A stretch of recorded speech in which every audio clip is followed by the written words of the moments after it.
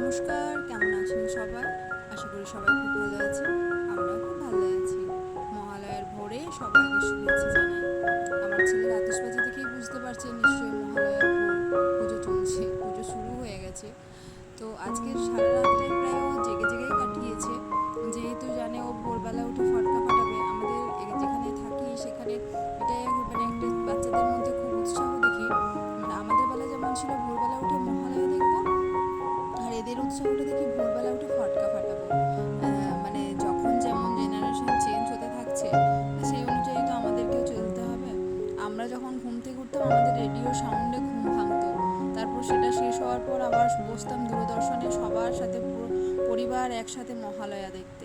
এখন তো সেসব কিছু নেই, এখন যখন তখন মহালয়া দেখা যায়। তখন তো শুধুমাত্র ডিডি বাংলায় একবারই হতো 6টা থেকে 7টা, ওই 1 ঘন্টায় আমরা সবাই মিলে এক জায়গায় বসে দেখতাম। ভোরবেলার ওঠার একটা তাড়া ছিল। তো এখন তো জানে যখন লাগাবো আমি মহালয়া তখনই দেখতে পাবো। তো বাচ্চারা সেই সব মানে ছেড়ে দিয়ে এখন ফটকা ফাটাতে ব্যস্ত।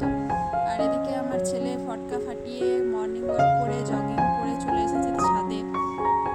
বাবাই বেটু একসাথে ওরা দুজনে মিলে শরীর চর্চা করছে, আর আমি একটু ছাদে এলাম দেখতে ওরা কী করছে। কারণ আমি আজকে একটু দেরি করে উঠেছি, আমার শরীরটা ঠিক ছিল না বলে। তো এখন দেখলাম এসে ও ব্যায়াম করছে। আর ওর বাবা যা যা এক্সারসাইজ করে ওরও দেখি যে সেই সেই জিনিসটার প্রতি খুব ঝোঁক, মানে বাবার মতো হব। আর ওর বাবা শরীর সম্পর্কে খুবই সচেতন। মানে আমি তো বলি, কি বলবো, খুব ভালো একজন ট্রেনার।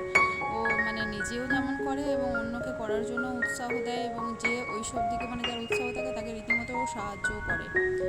মানে নিজের শরীর সম্পর্কে খুবই পজিটিভ, খাওয়া দাওয়া খুব সচেতন, যেটা আমি আর আমার ছেলে একদমই নই। কিন্তু আমার ছেলে ওর বাবার সাথে সাথে একটুখানি নিয়মিতভাবে ওই চর্চাটা করে, আর আমি সেটুকুও করি না। কারণ আমার বাড়ির কাজের মধ্যে সকালবেলা আমার সময় হয়েও ওঠে না। এখন সন্ধেবেলা, তো যেহেতু আজকে মহালয়া, মানে চারিদিকে একটা উৎসব উৎসব ভাব, একটা মানে আনন্দের আমেজ চলেই এসেছে। তো ছেলে তো আজকে পড়তে বসবে না।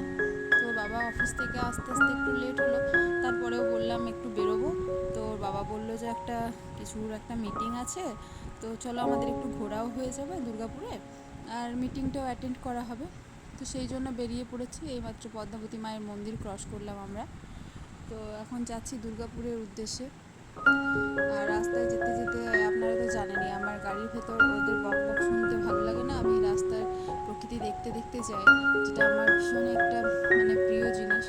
আর সেই সুন্দর মুহূর্তগুলো আমি আপনাদের সামনে ক্যাপচারিং করে রাখি। এটা এখন অন্ডাল ক্রস করছি, কারণ ওখানে যে লাইটটা জ্বলছে টিকটিক করে দেখতে পাচ্ছেন, ওটা হলো অন্ডাল ডিভিসি, অন্ডাল ডিভিসির চিমনি লাইট। আর ছেলে ওর বাবার সাথে কন্টিনিউয়াসলি বক বক করে যাচ্ছে।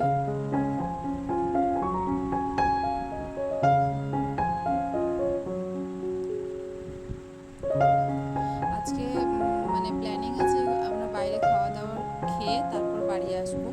কিন্তু সমস্যা হয়েছে যে সেটা হলো ওর বাবা আজকে বাইরে কিছু খাবে না।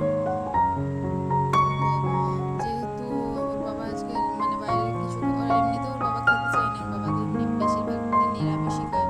তো সেই একটু সমস্যা আছে। এখন আমি পার হচ্ছে জংশন মলের পাশ দিয়ে। তো এখন সেরকম হারে জংশন মলে ভিড় নেই, কারণ পুজোর তো আর মাত্র 6 দিন বাকি। 6 দিন তো নয়, দুর্গাপুজো শুরু হয়ে যায় চতুর্থী থেকে। কলকাতায় যেমন মহালয়ার দিন থেকেই শুরু হয়, আর দুর্গাপুরে সেটা তৃতীয়া বা চতুর্থীতে অতটাও ভিড় হয় না, বাট চতুর্থীর থেকে পুরোপুরিভাবে ঠাকুর দেখা শুরু হয়ে যায়, প্যান্ডেলে প্যান্ডেলে ভিড় হতে শুরু করে। আর এই যে স্ট্রিট ফুড, এটা আমার ছেলে আমাকে দেখাচ্ছে, মামাম কোনটাতে যাব। কিন্তু এখন সেদিকে যাওয়া যাবে না, এই যে আমাদের স্বাস্থ্য সচেতন মানুষটি আছে আমাদের সঙ্গে, উনি আমাদেরকে এই রাস্তার খাবার খেতে দেবে না। কিন্তু আমরা যদি একা থাকতাম তাহলে হয়তো আমি আমার ছেলে ওখানে মধ্যে কোনো একটাতে ঢুকে যেতাম। আসলে আমরা ভাবলাম যে ওখানে যেখানে ইনভাইট আছে তো সেখানে হয়তো কার পার্কিংয়ের জায়গা থাকবে না, কিন্তু এখানে ঢুকে দেখছি মানে একদম প্রথমবার এলাম তো, তো কোনো আইডিয়া ছিল না। তো ফার্স্ট পার্ক টাইম হোটেলে, তো ওর বাবা এখানে এসে বলছে যে এখানে কার পার্কিংয়ের জায়গা ছিল, এখানে কার রাখলেও ভালো হতো। বাট একটু হেঁটে এলাম, একটু আগেই কারটা রেখে দিয়ে এসেছি। চলুন এর ভেতরে যাই, দেখা যাক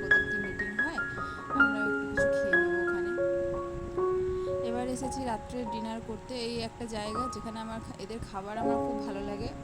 আপনার জায়গা ইন হোটেলটির নাম দুর্গাপুরে আছে। আমি যখনই দুর্গাপুরে যাই, যে কোনো জায়গায় ঘুরে, কিন্তু রাত্রেবেলা যখনই আমি খাবার খেতে যাই আমি এখানে খাই। আমার এখানে খুব এখানের খাবার আমার কোয়ালিটিটা খুব ভালো লাগে। এবং যারা দেখেছি যে সুইগিতে যারা অর্ডার করে, এখান থেকে বেশিরভাগ ডেলিভারি বয় খাবারও নিয়ে যায়, হয়তো এনারাই অর্ডার নেন। অনেকে পার্সেল করে বাড়িতেও নিয়ে যান, অনেকে এখানে বসেও খান, কিন্তু পার্সেলটাই বেশি যায় এখান থেকে আসে। এখানে বসে খুব কম জনই খান। আর ওই দিয়ে এই দাদাটা রুটি বানাচ্ছেন। ওই হটপটটার এক হটপট পুরো রুটি ছিল, সব আসছে আর 2 মিনিটের মধ্যে উধাও হয়ে যাচ্ছে। আমি সেটাই দেখছি, কন্টিনিউয়াস উনি এত স্পিডে রুটি বানাচ্ছেন। আমরা তো রোজ করি, কিন্তু সেইভাবে করতে পারবো না, কন্টিনিউ বানিয়ে যাচ্ছেন। আর আমার ছেলে আজকে যেহেতু ওর বাবা খাবে না, আমি আর আমার ছেলে খাবো, তাই বেশি কিছু অর্ডার করিনি। আমার ছেলের পছন্দের মতো শুধু একটা লাচ্ছা পরাঠা দুটো আর একটুখানি পনির মশলা অর্ডার করেছিলাম। তো তাও আবার হোয়াইট গ্রেভি, যেটা খুব একটু মিষ্টি মিষ্টি হবে, ঝাল হবে না। আর ওর বাবা খেলে হয়তো আরও বেশি করে কিছু অর্ডার করতাম, যেহেতু বাবা খাবে না, আমাকে আবার বাড়িতে গিয়ে কিছু বানিয়ে দিতে হবে, সেহেতু আর কিছু অর্ডার করলাম না। ওর শুধু ছেলের পছন্দে ও যেটুকু খেতে পারবে, ওর ইচ্ছে মতো একটা খাবার নিলাম, আর সেটাই আমি একটুখানি খেয়ে নেব। আর আমার ছেলে তো আজকে ভীষণ খুশি, একে তো বাড়িতে পড়তে বসতে হয়নি, সকাল থেকে ফটকা ফাটিয়েছি আর নিজের পছন্দের খাবার পেয়েছে। লাচ্ছা পরোটা আর ওই হোয়াইট পনির গ্রেভি ওর ভীষণই প্রিয়। তো চলো এবার বাড়ি ফেরার পালা, বাড়ি ফিরি। আর ততক্ষণে সবার পুজো ভালো কাটুক, সবাইকে দুর্গাপুজোর অগ্রিম অনেক শুভেচ্ছা। আর যারা নতুন বন্ধু আছো, প্লিজ আমার চ্যানেলটিকে সাবস্ক্রাইব করে নিও। আর যারা পুরনো আছো, তারা এইভাবে আমার সঙ্গে থেকো, সাথে থেকো। আর সবাই ভালো থেকো, সুস্থ থেকো, আর পুজো সুন্দরভাবে কাটাও। আজকের মতো এই পর্যন্তই, আবার আসবো পরের একটা কোনো ব্লগে পরের